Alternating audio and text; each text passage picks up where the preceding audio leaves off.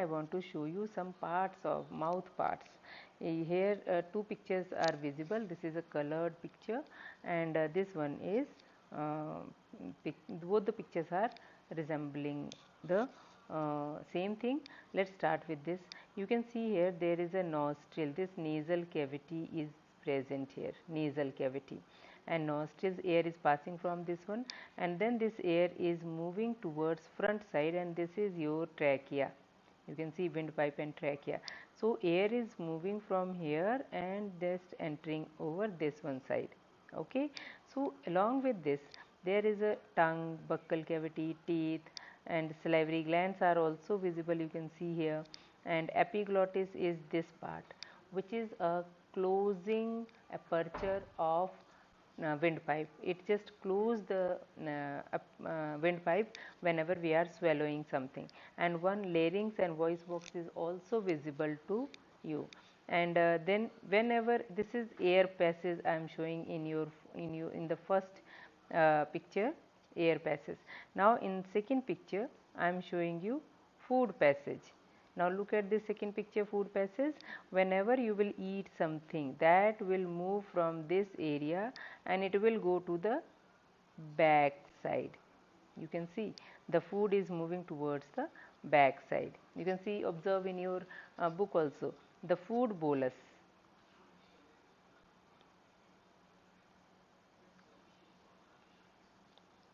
The food bolus is moving towards the backside and entering into the esophagus. And you can see one more thing, that this epiglottis, now clearly I want to show you this epiglottis. You can see this epiglottis is closing the, this epiglottis is attached with the this opening of the trachea, and the trachea is closed over here when the food is entering into the food pipe. So glottis, which is opening of a trachea, is closed by the epiglottis, and then the air passage will not be there and food will directly enter into the esophagus. It will not enter into this trachea. So first picture is showing you movement of air coming from the back side and entering into the front pipe, that is trachea and windpipe. And second picture is showing the food bolus is moving from mouth and from pharynx, and then whenever it is passing through the pharynx, the epiglottis is closing the glottis. Glottis is the opening of trachea.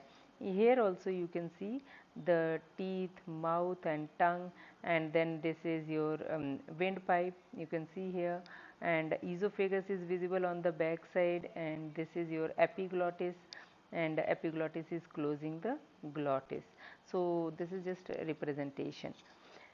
So students, now next one we are going to discuss about the about your this stomach. But before going to stomach, I want to tell you one more thing, that that is salivary gland. So if you will be able to see, the salivary gland is present over here. They see, this is 1, this is 2, and this is 3. If you will see the back side, here very clearly visible, this is 1 salivary gland, this is 2 salivary gland, and this is 3rd salivary gland.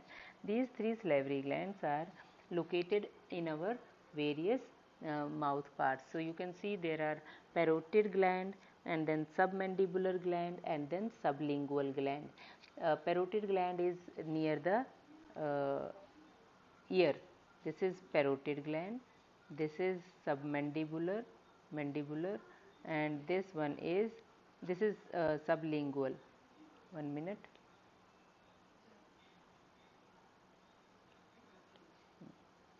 This is sublingual and this is mandibular. You can see here that these 3 glands will be able to produce saliva, which is very important for the digestion of carbohydrate. It will having an enzyme that is called as tyalin, TYALIN, tyalin, which is another name is salivary amylase. It helps in digestion of starch, and then it will mix with the food and start digestion of starch, and it will convert starch into maltose. The saliva functions are so many.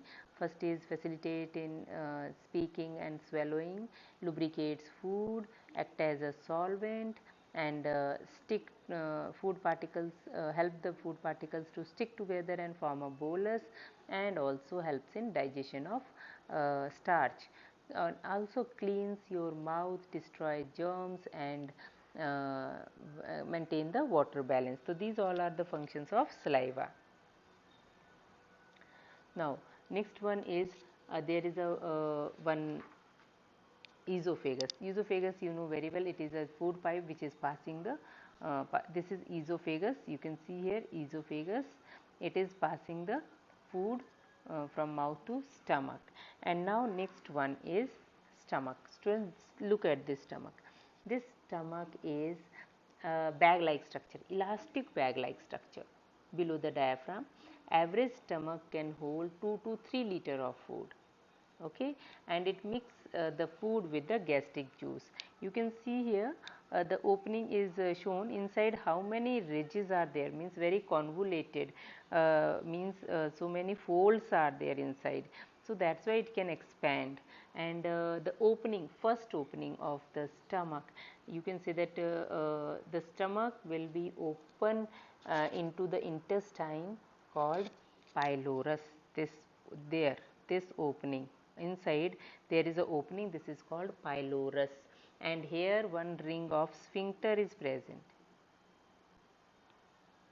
You can see यहाँ पे ना एक ऐसे sphincter, one sphincter is present which is door like, which keep it closed whenever food is not coming. When food will come, then it will be open and let the food go inside. Okay, so this is your pylorus. Okay,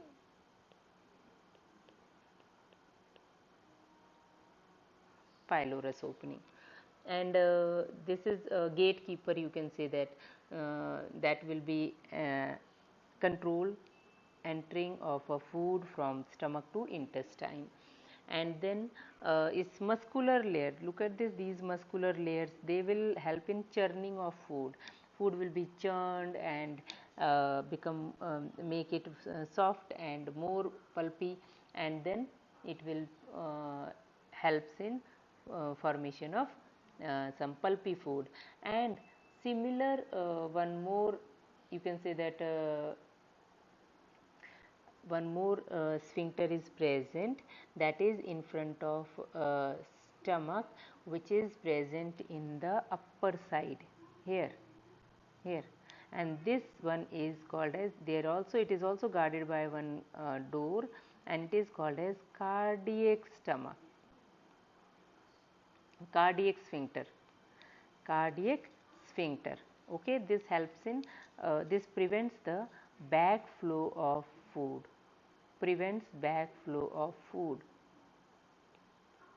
okay, in the esophagus. So cardiac sphincter is present on the upper side, and pylorus sphincter is present on in the below side. These two names you have to learn. And next one is gastric juice. So students, this stomach, its wall, this wall, you know, this wall is having some special type of you can say that this type of, these type of some glands are present, glands over here, यहाँ पे. So these glands will be able to produce gastric juice. What they will produce? Gastric juice.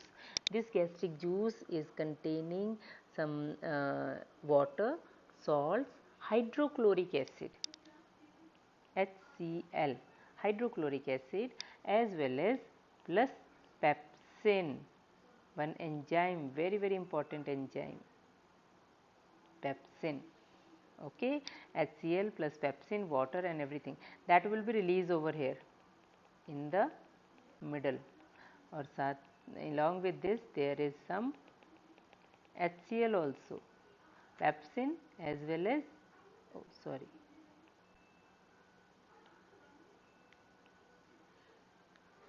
wait,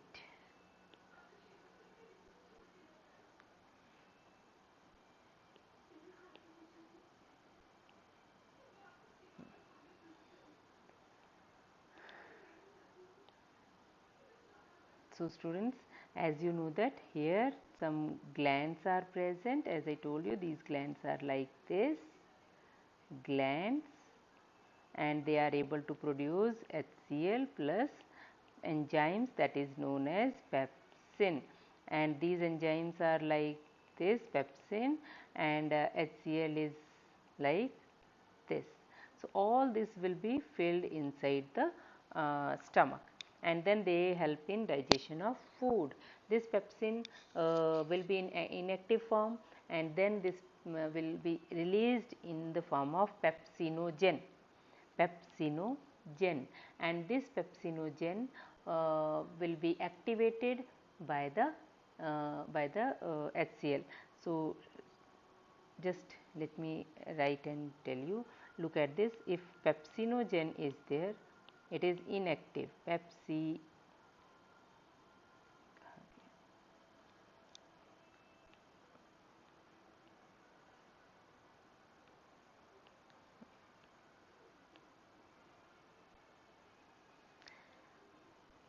Pepsinogen, inactive enzyme, then it will be activated by HCl, and then it will convert into pepsin. Okay, and this pepsin will break down the proteins into peptides with the help of pepsin. So this is main function of pepsin, and stomach is just you can say that helping in digestion of proteins. And then afterwards, after 3 hours, this all food will become a pulp like, and that pulp is called as chyme. This word, students, you have to learn. Chyme, that pulp is called as chyme. So you can see again that 1 minute.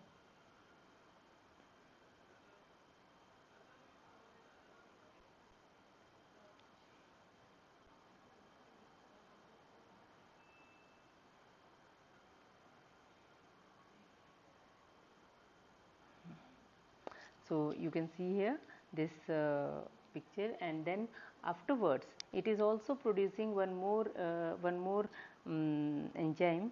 That enzyme name is prorenin. This prorenin will be activated by the HCl and convert into renin, and this renin will help in digestion of milk. Okay, so this is about the stomach. And then students, there is a small intestine, but before going to the small intestine, I want to tell you the role of this liver and stomach and pancreas. So students, stomach is directly open into a intestine. This is the intestine whose C type of part, and then here some liver is attached over there. From liver, one gallbladder is present. From gallbladder, there is a one duct which is coming and entering into the pancreatic duct, and from pancreas, liver bile juice along with pancreatic juice will mix together and enter into the intestine. So chyme is coming from here. Chyme is coming from here, mix with the pancreatic juice and bile juice, and then they will pass into the intestine for further digestion. So students, for today this much only. Rest of the about liver and bile juice function we will discuss in next video. Thank you.